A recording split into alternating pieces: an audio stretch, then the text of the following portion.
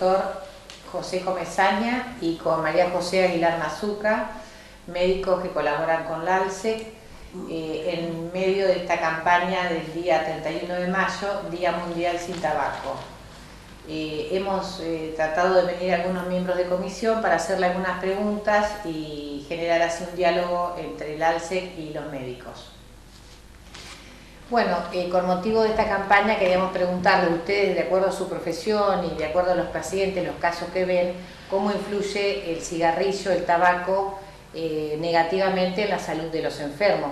¿Cómo se sabe que el cigarrillo provoca cáncer de pulmón y que provoca otras enfermedades, cáncer también de colon, de esófago, pero bueno, ustedes que están especializados en vías respiratorias, queríamos preguntarles desde su consultorio los casos que ven, cómo genera daño el cigarrillo en la persona.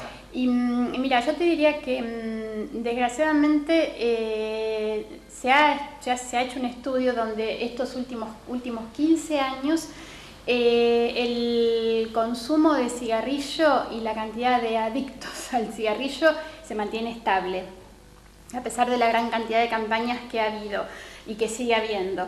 Y esto ha generado unos últimos estudios ahora actuales, justamente hacen referencia con respecto al Día Mundial mañana de Libre Sin Humo, que estudios donde han reunido a países de América Latina, donde se ha visto que ha aumentado la incidencia de fumadores entre los pobres, las mujeres y los niños. Esto ha ido en crecimiento con, obviamente, las consecuencias que lleva la suba de consumo del tabaco. En cuanto a, vos me decís en cuanto a qué genera, bueno, ya sabemos que la mayoría de las enfermedades las podemos englobar las enfermedades respiratorias, sobre todo la enfermedad pulmonar obstructiva crónica, la famosa EPOC, generando, digamos, una enfermedad invalidante, porque desgraciadamente es una enfermedad crónica e invalidante. Además de enfermedades coronarias, cardíacas, accidentes cerebrovasculares y cánceres, como bien dijiste vos, de todo tipo. Hoy se sabe que hasta el cáncer de boca, de laringe, de esófago, de vejiga, de próstata y hasta de mama, ya se ha sabido y está confirmado, es motivado y hasta exacerbado por el consumo indiscriminado. Nosotros sabemos que vos tenés muchos pacientes que recurren, que quieren dejar de fumar, que les cuesta. Bueno, contanos un poco cómo vos los guiás, lo que vos ves respecto del cigarrillo. Claro. Bueno, mira, el tratamiento, hay distintos tipos de tratamiento. Algunos se hacen con restituyendo el tabaco, la nicotina, porque la adicción al cigarrillo la da la nicotina, ¿no es cierto? Entonces la nicotina produce como un placer a nivel cerebral y el cerebro se acostumbra a recibir nicotina regularmente. Entonces cuando uno quiere cortar, el cerebro le demanda que le des nicotina y produce un estado, cuando uno quiere dejarlo, de ansiedad, nerviosismo y demás. Bueno, entonces hay tratamientos, hay distintos tratamientos. Por ejemplo, hay algunos que son en base a nicotina, justamente, parece medio una contradicción, pero en base a nicotina, que se van dando dosis de más alta a más baja. Entonces el paciente, como recibe la nicotina, que la nicotina en realidad lo que más produce es la adicción, no es la que genera los daños más importantes sobre el pulmón, la vejiga y demás, pero es la que produce la adicción. Entonces se reemplaza, se da nicotina, sean parches, spray nasales, chicles y demás. Entonces el paciente, en el momento que siente esa necesidad imperiosa de fumar, el parche da una como dosis estable de nicotina permanente, entonces el cerebro no capta tanto la falta entonces, por ejemplo, la persona que fuma 40 cigarrillos por día, en vez de agarrarle 40 veces por día un deseo intenso de fumar, capaz que le dan 10, 12, entonces eso facilita mucho el éxito o la posibilidad de dejar de fumar. Se calcula que la nicotina, los tratamientos con nicotina, duplican las posibilidades de dejar de fumar que si uno intenta por su cuenta. Y las pastillas, que hay dos fundamentalmente, los Dranal, y el Veranicline, que es el Champix, cuadriplican las posibilidades. Todos, por supuesto, que es en base a voluntad, hay que poner voluntad. No existe tratamiento efectivo si Ni no hay mágico, voluntad. sí. Sin milagroso no hay nada, lamentablemente. Hay gente que les es bastante fácil, llamativamente, gente muy adicta, cosas que les resulta muy fácil y otros que no, que les cuesta mucho, pobre. Pero siempre hay que intentarlo y se puede intentar todas las veces que quiera. Que haya fracasado una vez no quiere decir que no se puede intentar. Se puede intentar 1, 2, 3, 4 y por ahí un día te agarra bien parado y lográs la abstinencia total, ¿no es cierto? Y si uno recae, tiene la mala suerte de recaer, bueno, se puede empezar de vuelta, se pueden repetir tantas veces sea necesario. Y están, diríamos, los riesgos del tabaquismo, todas las enfermedades que produce automáticamente que vos dejás de fumar empiezan a bajar. Lamentablemente a veces nunca, por más que haya años que vos no fumás, no llegás a un estado casi igual al que no fumó nunca. O sea, los riesgos siempre tienden a ser un poco más altos. Pero automáticamente que dejás, empieza. Entonces siempre es valedero intentar dejar de fumar a cualquier edad, haya fumado grandes cantidades. Mucha gente dice, no, fumé hasta los 60 años, fumé 45 años, no, todo pucho por día, ¿para qué voy a dejar? No, siempre sirve. Claro, porque le hace bien al organismo dejar de recibir esa sustancia. Totalmente. Se suele decir que cada 10 años uno va perdiendo un 25% de los efectos nocivos del cigarrillo, ¿no es cierto? ¿Es así más o menos o no? No te sé, sinceramente Sí, no sé de es una recuperación progresiva. Sí, claro. Sí. Y también, perdón que te interrumpa, No. Es una recuperación progresiva y todo depende, digamos, del estadio en que uno encuentra al paciente.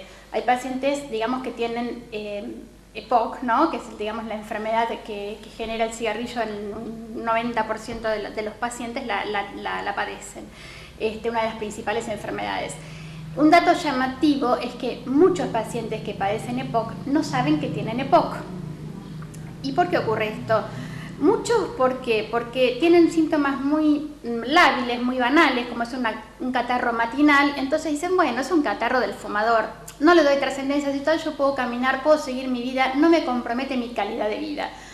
Y esto es uno de los primeros factores que hay que considerar, que el paciente, es muy raro que uno reciba un paciente con EPOC, ¿no? O sea, son en los primeros, digamos, las primeras etapas de la enfermedad.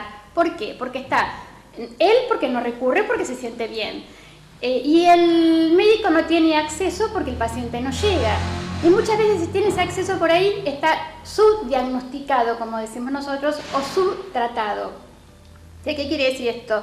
Que muchas veces no se hace, digamos, el diagnóstico certero y concreto en el momento adecuado.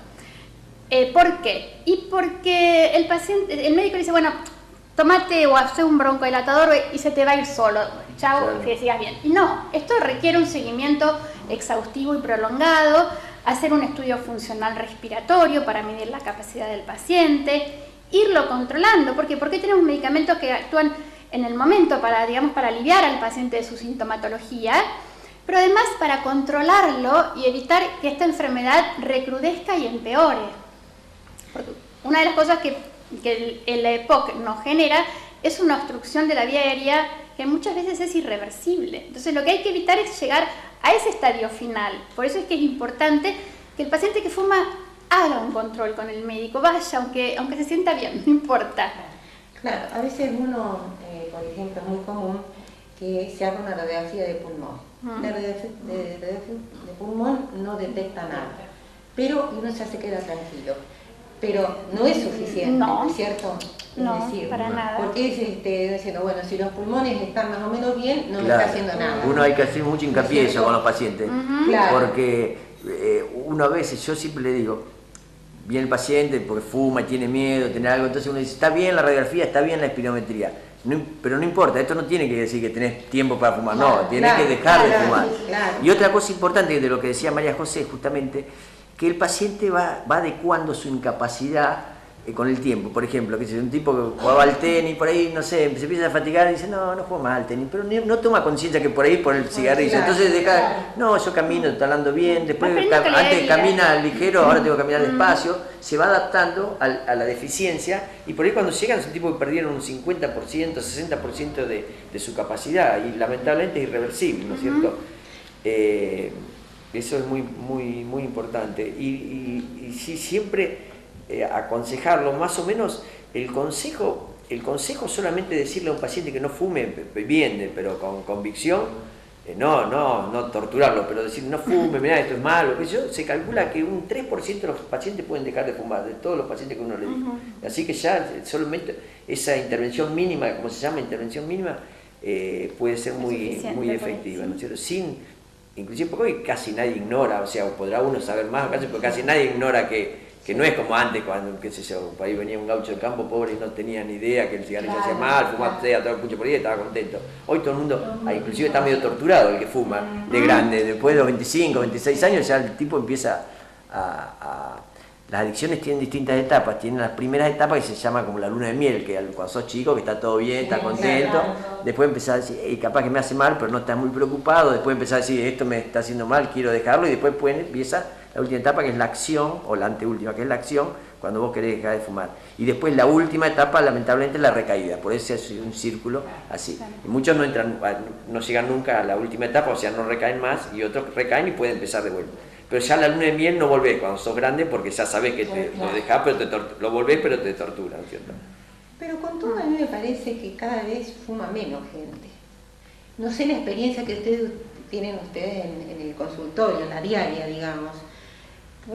También ha contribuido la legislación, prohibiendo, digamos, fumar en ciertos lugares. Pero ustedes, en su experiencia diaria, o por lo menos en la ciudad de Mercedes, ¿notan que hay una reducción en la gente que se acerca para hacer un tratamiento? Yo no, no. Digo la verdad, Claro. no. Si se acercan es porque ya hay un problema, digamos, palpable. O hay un problema serio, o hay un cáncer de pulmón, porque todo el mundo dice, a mí no me va a pasar. Y no, a vos te puede pasar, como a mí, como a cualquiera que fuma. Entonces, en realidad hay más información, hay más acceso a la información, pero por eso te digo, como te dije al principio, hay más mujeres que fuman, hay más jóvenes que fuman, por lo tanto hoy la mujer padece mucho más que años atrás de cáncer de pulmón. Prácticamente se dice que se está nivelando con el cáncer de mama. O sea que eso te está dando una pauta de que a pesar de la gran información no ha decrecido, no, la gente sigue fumando. Y por eso creo que una de las medidas a las que debe apuntar esta campaña, que me parece espectacular, no solamente la información, sino que a nivel gubernamental existan realmente, se implementen, digamos, los medios necesarios para que los costos, creo que el cigarrillo somos uno de los países de América Latina con el costo más bajo de un paquete de atado de cigarrillos. Entonces las políticas, digamos, a nivel nacional tienen que apuntar a aumentar el incremento del cigarrillo, a aumentar el impuesto al cigarrillo, porque es la única manera que logramos que mermen la cantidad de fumadores. De hecho, hay un dato significativo en Filipinas y en Francia, donde han reducido al 50% el hábito de fumar, y todo gracias a que han triplicado el valor del paquete de cigarrillos. O sea que pasa por otro lado. La información es súper importante, pero los gobiernos tienen que saber diferenciar. ¿Qué es importante? A ver, la salud de mi pueblo, la salud de la gente, la salud de la nación, o el recurso que me significa a mí el valor monetario de un impuesto, que no lo va a perder, porque por eso te digo, en las últimas notificaciones que tenemos de la OMS y demás, nos están informando que se está gastando 24 millones de pesos en gastos, vaya redundancia, en gasto sanitario, que significa diagnóstico, tratamientos, estudios, internaciones, contra 24.000. 24.000 millones, sí, de pesos contra 10.000 millones, que es lo recaudado, o sea que duplican duplica y más lo que se gasta producto de la gente que fuma desmedidamente.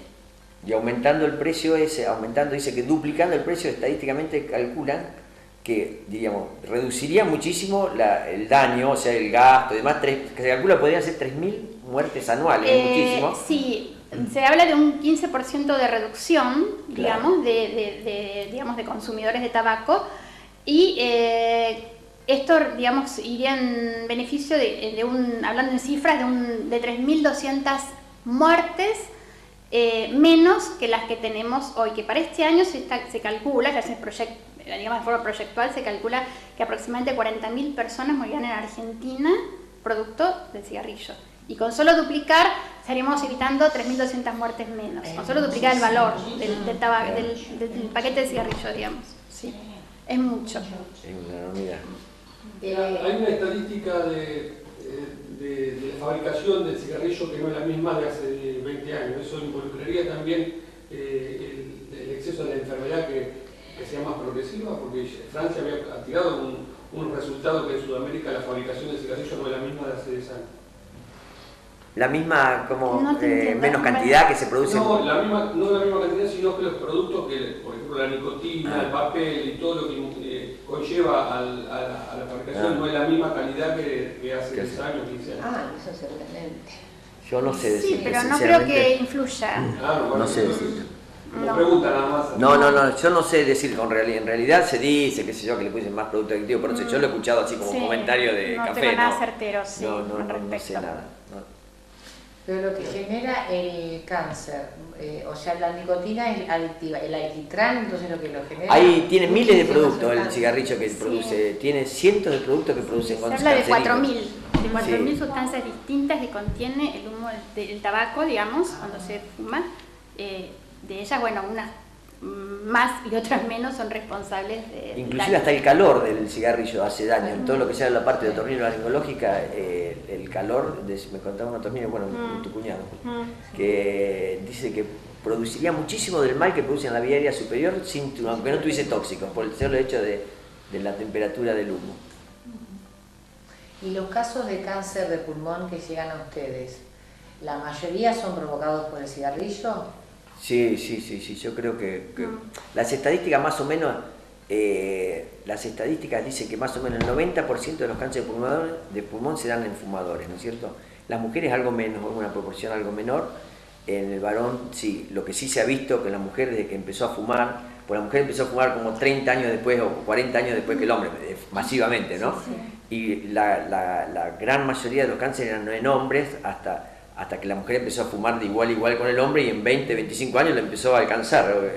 Como dice María José, ascendió muchísimo el cáncer de pulmón en mujeres. Y la gran mayoría, hay casos excepcionales, hay algunos casos que no, pero que es el factor de riesgo número uno, y más o menos se calcula que de los cánceres en el hombre, el 20% de los cánceres son cánceres de pulmón, de todos los cánceres, siendo próstata, piel, todo, 20%. Y de las causas de muerte por cáncer, el 29% se da por el cáncer de pulmón, es altísima. Y esa poca diferencia entre el número digamos, el porcentaje de la cantidad de casos que hay de cáncer de pulmón, de todos los cánceres, y la cantidad de muertes, ¿qué quiere decir? Que tiene muy poca curación. El cáncer de pulmón, lamentablemente, a los 5 años después de descubierto, tiene una estadística de vida de 10 a 15%, como a lo sumo. Una sobrevida corta. Claro, una sobrevida corta. Y eso generalmente se da casi exclusivamente en la gente que logró operarse. Y de los que logran operarse, que más o menos son un 25% de todos los cánceres, porque para operarse tiene que estar un cáncer localizado, o sea que no tiene que estar extendido, porque siempre que uno hace una cirugía oncológica para el cáncer, necesita pensar de antemano que lo va a poder resecar totalmente, si no, no hay que operarlo, porque si no es una agresión más, le deja el cáncer y lo agrediste con la cirugía. De ese 25% que aparentemente puede tener una posibilidad quirúrgica, cuando abren se encuentran que no están así, que hay zonas que no se vieron la tomografía y demás, que están invadidas. Y aparte, muchos pacientes, como a raíz de que son grandes fumadores, funcionalmente por ahí el cáncer está localizado, pero tiene un enfisema barro, entonces no se puede operar, porque vos le sacás medio pulmón y el tipo queda en insuficiencia respiratoria de por vida, y le creas un problema lejos de. Claro. Entonces tiene que estar localizado y que funcionalmente el tipo lo tolere, o un tipo que tiene una cardiopatía muy severa, ¿viste? Claro. Entonces, bueno, por eso hay que hacer los estudios funcionales, todo antes de operarlo, para ver que el tipo, uno siempre que entra a operar un pulmón, tiene que pensar que por ahí le va a tener que sacar el pulmón entero, por más que se vea localizado, porque por ahí encuentra ganglios en una zona que no los vio y demás. Entonces vos tenés que sacar ese cálculo que el tipo le va a quedar el otro pulmón. Y muchas veces, ya te digo, la mayoría son grandes fumadores, tienen el otro pulmón ahí. Entonces también eso inhibe, a veces el cáncer está localizado y tipos que no se los puede operar porque no les da la capacidad pulmonar, ¿no es cierto? Entonces eso hay que hacer quimioterapia, radioterapia, lo que... O sea que, digamos que entre el cáncer, como para redondear un Claro. poco lo que dice él, entre el cáncer y los pacientes que se salvan del cáncer, pero que quedan con una enfermedad invalidante crónica que a la larga también puede devenir en la muerte, como es el caso de el EPOC. Dentro del EPOC, digamos, encerramos a la bronquitis crónica y al enfisema, que es lo que nombró recién Cesón. Esos pacientes también pierden, algunos fallecen. ¿Por qué? Porque están más predispuestos a infecciones recurrentes respiratorias. Cada infección respiratoria a la cual estos pacientes se encuentran, digamos, por decirlo de alguna manera, agredidos, y va a significar una pérdida de calidad de vida y más, digamos, secuelas les deja posterior a la recuperación, y eso va en desmedro de su salud. Cada vez van perdiendo más capacidad respiratoria, hasta como muchas veces nos vemos en la calle gente que camina pero con un tubo de oxígeno portátil. Sí. ¿Por qué? Porque ya su capacidad es tan insignificante que se tienen que valer de eso para poder seguir viviendo. Esos pacientes han perdido calidad de vida y a la larga también van a tener menos años de vida, porque se estima que, las personas que fuman, así en general, se habla que tienen entre 10 y 15 años menos de vida que una persona que no fuma. O sea que ya partimos de una mala base, digamos, Sí. con todas las secuelas que van quedando a lo largo, ¿no? Claro, es como Camino. que yo te escucho, son todos temas que se saben, pero la verdad que te impresiona escucharlos, ¿no? Porque, Todo junto te apabulla. Claro, Sí. pero esa es la realidad. O sea, la realidad es que el fumador es que se puede terminar convirtiendo en todo esto que estamos conversando. Ujú. De todas maneras, el mensaje nuestro siempre es un mensaje de esperanza, en el sentido de que prevenir es vivir, el mensaje del ALSE. Si una persona logra dejar de fumar, la vida, las esperanzas de vida y la calidad de vida se mejoraría, ¿no es cierto? Seguramente, que es lo que comentábamos hoy, o lo que comentaba César al comienzo. Enseguida hay una mejoría en la calidad de vida y eso se va a evaluar clínica y funcionalmente con los aparatos que se utilizan para evaluar la función respiratoria, como el medidor del pico flujo volumen, al que tienen acceso inclusive hasta los pacientes, a veces en su domicilio, y con las espirometrías. La mejoría es notoria y contamos con medicación antiinflamatoria, con corticoides tópicos para revertir esa situación que hasta hace 25 años atrás no existían, porque relativamente es medicación nueva, por llamarlo de alguna manera, ¿no? Sí. ¿Y es medicación que los ayuda para transitar esa etapa de dejar de fumar? No, es medicación que ayuda a mejorar la calidad de vida, exacto. Es medicación que ayuda a revertir la inflamación y a mejorar, a revertir el catarro, a lograr revertir los síntomas, que lo marcaron tanto al paciente. Son medicamentos controladores. Hay algún estudio de la mezcla de Spiriva, que es una droga, Spiriva con corticoides, como dijo, y broncodilatadores de larga duración, que han demostrado que aumenta la perspectiva de vida, disminuye la cantidad de inflamación, de reagudizaciones anuales, o sea, las bronquitis, podríamos decir, Las eso, recurrencias. disminuye las internaciones, disminuye la muerte, como dije, y mejora mucho la calidad de vida. Realmente hoy, yo hace unos años más que María José que soy médico, pero me refiero que al principio, medio como se la tenían que bancar, había unos comprimidos que se llaman antiozón, alguna cosa, y mucho más no había. Hoy hay medicamentos buenos. Los tipos con capacidad muy deteriorada llevan una vida relativamente normal, que antes no, antes aparte declinan mucho menos, porque este es el problema, que tienen capacidad baja y normalmente uno va año a año va perdiendo capacidad respiratoria, a los 25 años logra el tope y después siempre va declinando la capacidad respiratoria, y en los enfisematosos, en el EPOC, como dice María José, esa declinación es mucho más acelerada. Por eso son tipos por ahí jóvenes que tienen una capacidad muy pobre. Y estos realmente frenan bastante, nunca la frenan del todo, por eso se llama, y nunca revierten el cuadro del todo, porque se llama enfermedad pulmonar obstructiva crónica, porque no hay forma de revertir. No es como el asmático, por ahí está retapado y por hacer un tratamiento y a los 15 días está perfecto. Esto no, es el daño que produce el cigarrillo, lamentablemente, que es un poco crónico. Pero sí mejora muchísimo con el tratamiento, por eso siempre, nunca es tarde para dejar de fumar, No. siempre hay que... Por eso, ¿cuáles son los síntomas más frecuentes de que el cigarrillo nos está haciendo daño?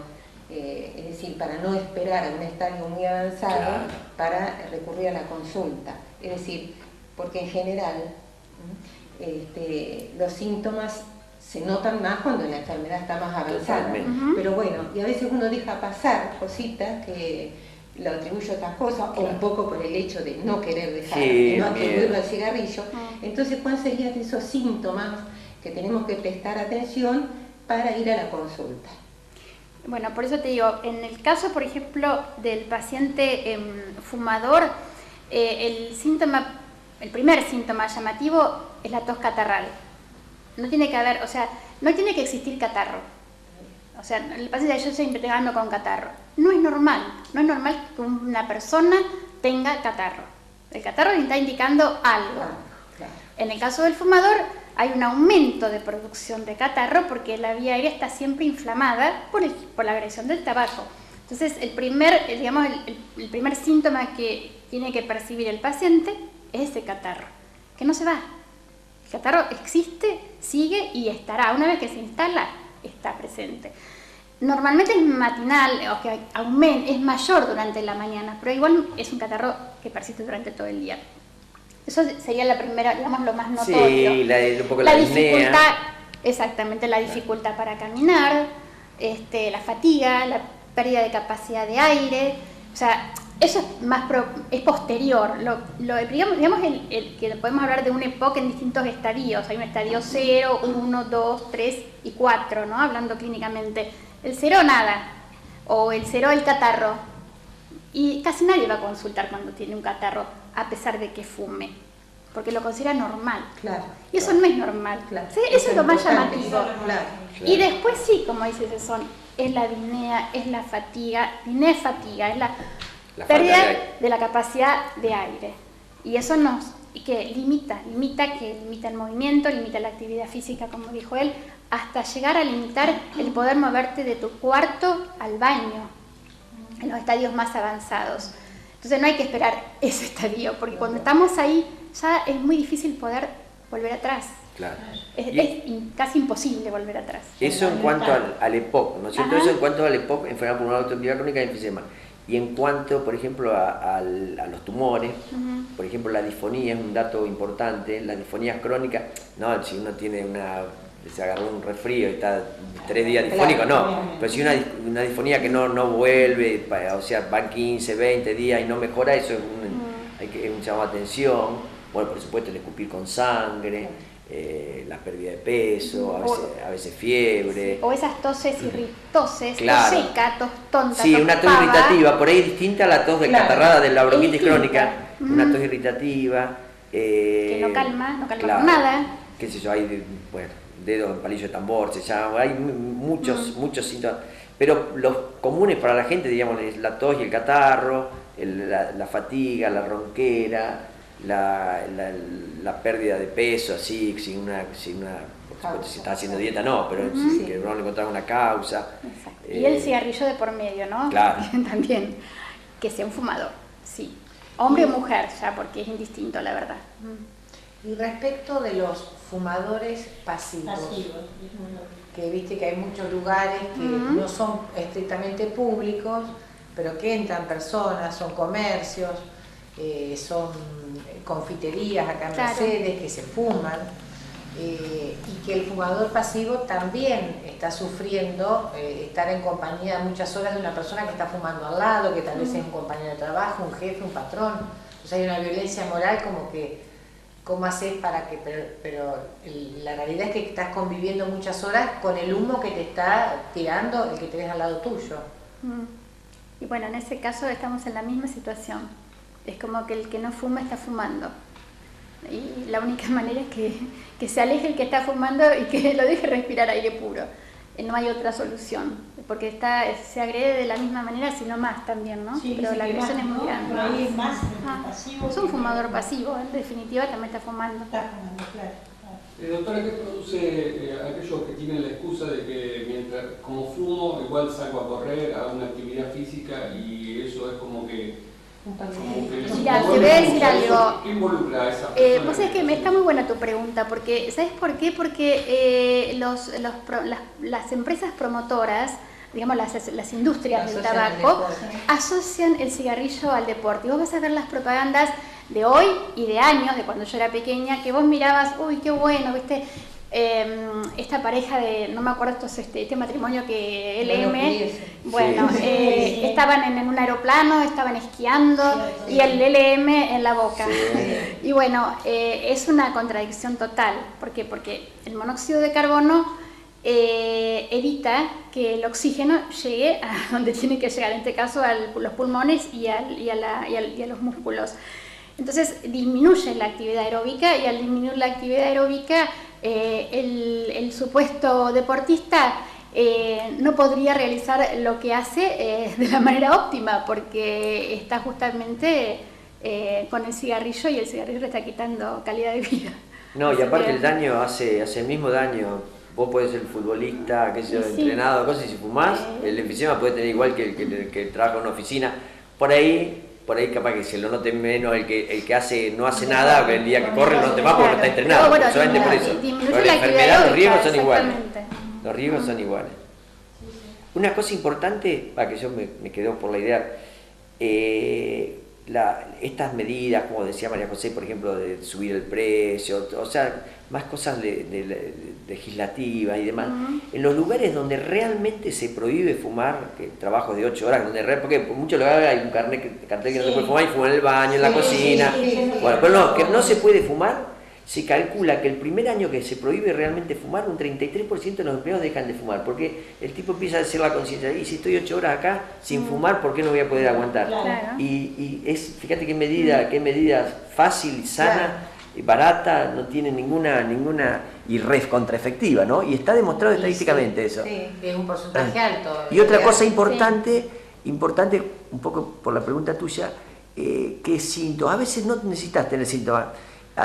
Se dice que un fumador mayor de 40 años, más o menos cada 2 o 3 años tendría que hacerse una espirometría, porque muchas veces las primeras etapas son silentes, y si vos sos un tipo que te exigís en el coso, que si uno trabaja en una oficina, toda tu actividad física es, no sé, dar una vuelta por el centro caminando, probablemente no te des cuenta hasta que no tenga un déficit importante, ¿no es cierto? Entonces se dice que un tipo que fuma de firme, después de los 40 años, más o menos cada 2 o 3 años, debiera hacerse una espirometría. Porque es la forma de detectarlo. Entonces, aparte vos generalmente ahí el consejo es muy efectivo, porque si vos le decías, mirá, estás con volúmenes disminuidos, vos ni te habías dado cuenta y demás, tenés que aflojarle, eso influye. Sí. El hecho, no es, en ese caso no es el típico, pero los hechos puntuales, que el paciente se asusta cuando tiene un infarto, una neumonía severa, eso ayuda muchísimo a dejar de fumar, porque el tipo se choca contra la realidad, ¿no?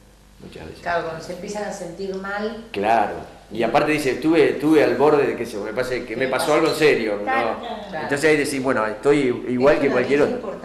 No me lo contaron, ahora lo vi en carne propia. Sí, es impresionante, eso sí. Dejan mayormente. Mucha gente que tiene infarto, un accidente cerebrovascular o una neumonía severa, que necesitó un respirador y dejan de fumar porque los choca.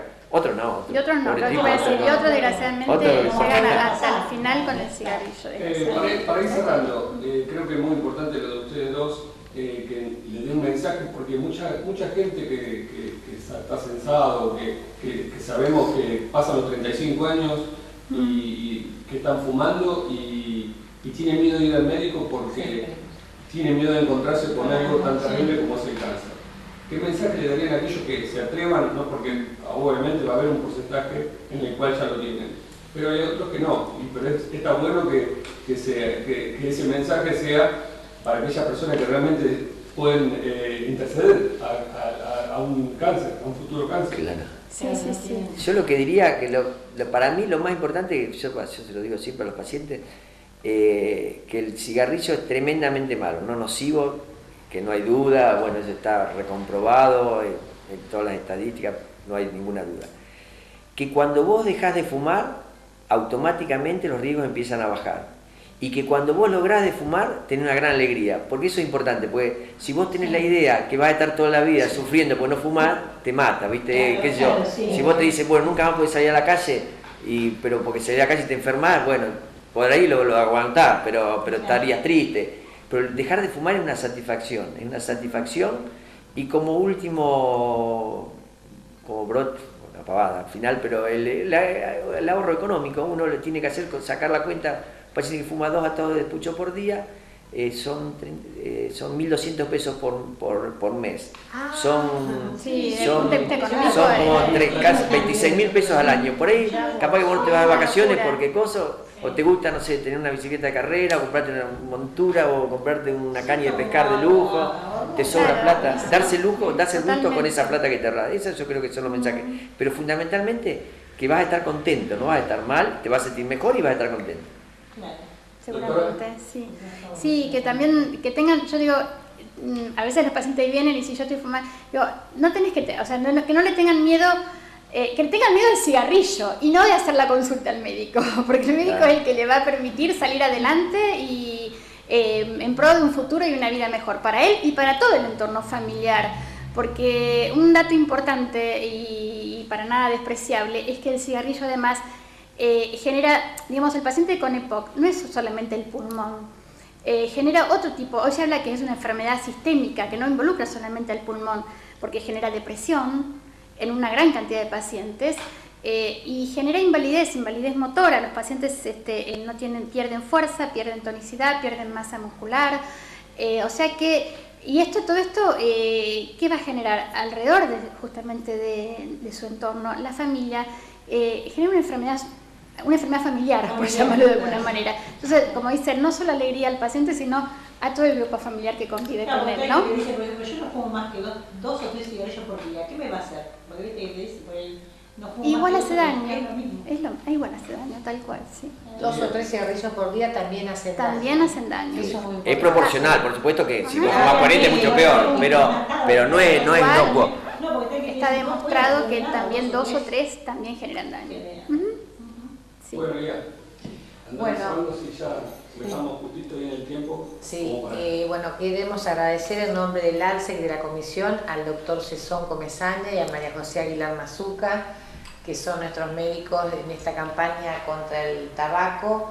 Y bueno, el mensaje ha sido un mensaje muy claro por parte de ellos, con todas las consecuencias nocivas que trae el tabaco para el organismo, pero también es un mensaje de esperanza, porque el que deja de fumar se siente bien, se siente satisfecho consigo mismo y trae aparejado otras cuestiones no solo de índole psicológico sino económico, todo lo que uno podría llegar a comprar de dejar de gastar en el cigarrillo.